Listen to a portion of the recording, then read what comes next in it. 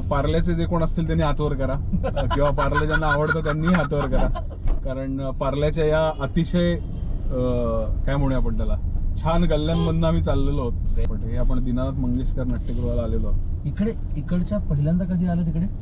इथे दीनानाथला आठवणी मोठ्या कलाकारांना भेटण्याच्या. हो, दीनानाथला प्रयोग होणं ही फार मोठी गोष्ट होती आमच्यासाठी. इंटर कॉलेजेट वगैरे करताना कधीतरी दीनानाथला प्रयोग होईल आपला, कारण इतकं ऐकून होतो. आणि पार्ल्याबद्दल पण मी खूप ऐकून होतो, कारण पुलंच्या साहित्यामध्ये पार्ल्याचा उल्लेख होता, अनेक वेगवेगळ्या ठिकाणी पार्ल्याचा उल्लेख होता.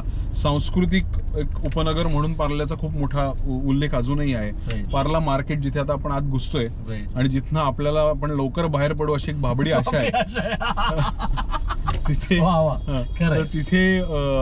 तिथे आता कारण अमेझिंग भाज्या फळं सगळं मिळतं. लोक फळं घ्यायला पार्ल्याला येतात, पुन्हा ट्रेन पकडून कुठे. अगदी हे मला नवीन म्हणजे मुंबईत आल्यानंतर कळलं, कारण पल्लवी माझी बायको मुंबईची, तर तिने सांगितलं की Parla market is one of the best.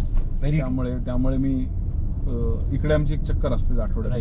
Parle is peace, त्यामुळे मला खूप आवडतं, भयंकर आवडतं.